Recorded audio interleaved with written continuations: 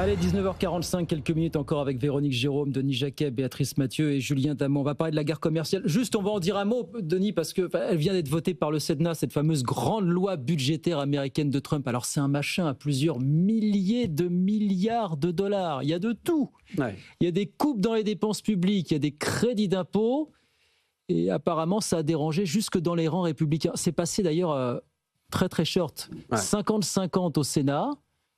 Et c'est la voix de J.D. Vance qui a fait la différence, en fait, pour que ça passe. Étonnant. Ouais, non, mais c'est fou, quoi. Ouais, non, mais est-ce qu'elle est effrayante, cette loi, en fait, cette loi budgétaire? Alors, d'abord, c'est super compliqué. Il faut quand même vraiment prendre du temps pour aller dedans et pour comprendre notamment ce que dit Musk en disant mais en coupant ceci, en enlevant cela, finalement, l'effet boomerang fait qu'à un moment donné, ça va se transformer en dette supplémentaire et en déficit supplémentaire. Donc, tout le monde voulait... En réalité, il y a...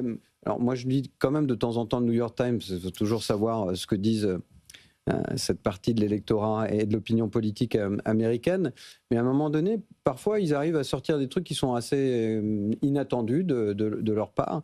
Ils disaient finalement, il n'y a pas de tradition réelle de réduire la dette aux États-Unis. C'est-à-dire qu'on va faire quelques mesures symboliques qui semblent donner l'idée qu'on va réduire les dépenses, on va enlever ce petit morceau, ce coup de rabot par là, mais en réalité, au final, les États-Unis, il faut que ça dépense. Et donc, du coup, il n'y a pas vraiment quelqu'un qui... Et Musk dit, en tout cas, sa partie à lui, en analysant chaque truc, il dit, il y a plein de choses là-dedans qui vont être un effet boomerang et qui vont nous ramener de la dette supplémentaire. Donc, c'est une loi de... Voilà. Et donc, du coup, c'est pour ça qu'il recommence à s'envoyer des noms d'oiseaux depuis aujourd'hui. Ce dont on pensait qu'ils allaient se priver pendant un moment, puisque tout le monde les avait appelés au calme, mais c'est reparti. Et, ouais. Qui veut dire un mot sur la pourquoi ont-ils ce goût de la dette, en fait? Parce qu'ils ont le dollar. C'est le privilège du dollar. Ouais. Et donc, quand vous avez la monnaie de réserve internationale... Qui perd des plumes, quand même. Qui perd des plumes. C'est pour ça que... Trump, vous me direz. C'est ce qu'il voulait. D'une certaine façon, oui. Il voulait affaiblir le dollar, mais pas affaiblir la fonction de monnaie internationale, en fait. Et il voulait une forme de dévaluation. Non, puis je pense que Musk a été énervé particulièrement, parce qu'on lui dit, viens nettoyer cette masse épouvantable d'utilisation des fonds de l'État, du gouvernement, des aides, etc. Puis une fois qu'il a éventuellement fait des milliers de licenciements, etc., dont une partie d'ailleurs ont été réemployés ou sont en cours de réembauche, il dit, voilà, on vient me demander de faire un boulot, puis en fait, à travers cette loi, on est en train d'anéantir une large partie de ce que j'étais là pour faire. Donc du coup, ils sont partis, et comme Musk lui dit, de toute façon, moi, dans 20 ans, je serai toujours là, Trump sera plus là dans 3 ans. En gros, c'est moi qui ai raison, je suis plus riche que lui, et puis je dis ce que je veux. Donc, Musk est d'une liberté absolue là-dessus. Donc, si Trump ne l'a pas expulsé des États-Unis, parce que vous avez vu qu'il a cet après-midi examiné la possibilité d'expulser Elon Musk des États-Unis pour le renvoyer en Ça serait quand même une énorme erreur. On va encore monter de quelques notes pour le coup. On a 5 minutes pour dire un mot de la guerre commerciale, parce qu'il y a donc l'échéance du 9 juillet, c'est dans 8 jours. Vous avez le représentant européen, le commissaire européen au commerce, Šefčovič, qui est arrivé à Washington, qui est venu pour négocier quelque chose qui va être bancal a priori, complètement déséquilibré. Voilà. Un peu comme les Anglais, finalement, qui ont réussi à obtenir 10% de droits de douane et puis des droits de douane un peu plus élevés sur certaines marchandises. Voilà. Oui, c'est a priori le deal qui serait en train d'être avancé, sachant que, en fait, le gros sujet derrière cette histoire de tarifs douaniers, c'est la taxe sur les services numériques. Oui.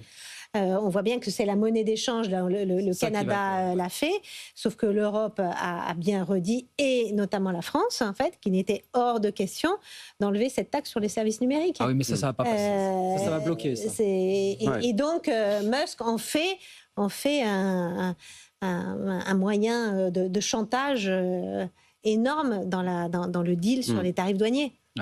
Véronique. Par contre, il y a une étude qui a été faite sur l'impact des tarifs douaniers, alors sur le monde, sur les pays, et puis pour la France, il semblerait que ce soit quand même assez modéré. Alors, à l'exception sur les biens, à l'exception du pharmaceutique et à l'exception d'automobile, qui là risque d'avoir un problème. La question, c'est la question de l'incertitude, et c'est le pivot en fait dans la réflexion. C'est tant que l'industrie ne sait pas à quelle sauce elle sera mangée, ça pose un problème et ça ça ralentit les projets. Et puis l'autre question, c'est de dire finalement oui, ça va impacter assez faiblement. Le gouvernement s'attendait à 0,3 points de croissance, Oui. On aurait plutôt le tiers de cela, moins 0,12 sur la croissance. Donc ça peut être assez limité. Maintenant, c'était aussi une occasion, je crois, pour l'Europe, pas pour la France seule, parce que c'est forcément en européen qu'il faut voir les choses. C'est de se ressouder et de considérer que chacun ne va plus continuer à voir les choses dans son coin, mais essayer de faire une vraie synergie et de se répartir la tâche, comme notamment le cas du réarmement, des investissements de réarmement dont on aurait pu aussi parler ici. Il y a un truc important. Alors, je ne sais pas si en France vous en avez parlé, mais en fait, Trump aimerait bien finir cette séquence des droits de douane assez rapidement parce qu'il y a une autre séquence qui arrive, qui est la dérégulation des règles bancaires, en fait, et notamment des accords de Bâle, etc., qui sont juste un outil de mort des PME qu'on avait annoncé depuis des années sans qu'aucun gouvernement n'y fasse quoi que ce soit. Je veux dire, Bâle, ça a juste tué l'accès au crédit des PME sur toute l'Europe, mais le pays le plus sensible à ça, c'est la France, parce que la caractéristique de nos PME, c'est qu'il n'y a pas eu plus de financement. Il n'y avait pas plus de financement bancaire. Et ça, c'est ce que dit le lobby bancaire. Ouais. Mais en réalité, il n'y avait pas plus de crédits bancaires donnés aux PME avant le durcissement des accords de Bâle. Non, mais ça s'est réduit encore. Et le nombre de crédits qui ont été donnés l'ont été donnés à une marge très étroite, de toute petite, très successful des PME, et les autres en sont complètement écartés depuis. Et ils les lâchent, et on l'a vu d'ailleurs pour les PGE, ils les lâchent et ils les envoient directement à la liquidation. Enfin, je vous rappelle, c'est quand même 70 000 liquidations l'année dernière, c'est un record trentenaire. Donc la dérégulation bancaire, vous dites, c'est la séquence d'après. Comment est-ce qu'on termine la séquence commerciale, Julien Damot, en attendant alors En observant la puissance américaine. Et voilà. C'est quand même eux qui ont réussi à donner le là dans cette affaire, de fin du doux commerce.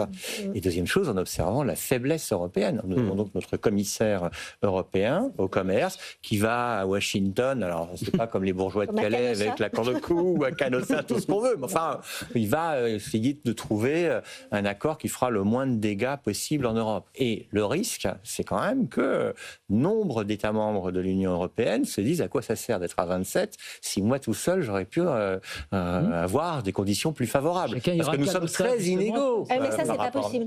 Pour le moment, c'est pas possible. Pour l'instant, c'est pas possible. C'est pas possible. Bien sûr. C'est pour ça que le risque est beaucoup plus élevé. Le risque que j'ai à l'esprit, c'est celui d'une déflagration avec des États qui disent écoutez, vous êtes bien sympas tous, mais on n'a pas du tout les mêmes univers économiques, pas les mêmes options économiques en termes de grandes stratégies. Ça suffit, on arrête. Oui. Donc c'est ce qu'auraient réussi les États-Unis. C'est d'ailleurs ce que souhaite M. Trump. Ça veut dire quoi quand vous dites on arrête? On quitte l'Europe. Je fais pas le truc en disant.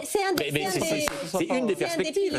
C'est un des piliers importants du traité fondateur de l'Union européenne. Si effectivement ils disent on ne respecte plus ce traité puisque machin. Ce qu'auraient réussi les États-Unis, c'est ça, c'est le projet trumpien. Et on oublie un truc aussi. On a un nombrilisme européen. L'Italie. On a un nombrilisme européen. L'Allemagne. L'Italie qui dit moi ça me va tout à fait, moi les 10%. Puis l'Allemagne qui va dire ça suffit, j'en ai ras-le-bol là que les Français soient là avec leur déficit. C'est que la France, plus d'un, qui est la plus jusqu'au boutiste sur ce sujet aujourd'hui. Alors que les Allemands vont investir 850 milliards chez eux. La plus européenne. Eux ils investissent. Eux ils investissent. Voilà, ça sera le mot de la fin. Voilà, c'est déjà terminé. C'est déjà terminé. Merci à tous les quatre d'être venus ce soir. Denis Jacquet, entrepreneur, président du mouvement Day One. Véronique Jérôme, polito-économiste et cofondatrice d'Élections Scope. Béatrice Mathieu, rédactrice en chef à l'Express, et Julien Damot, professeur à Sciences Po. Merci à tous les quatre d'être venus ce soir. À très vite pour de nouvelles aventures. Dans un instant, Tech & Co, François Sorel bien sûr. Et nous on se retrouve demain 18h pour de nouvelles aventures, comme tous les jours. Bonne soirée à demain.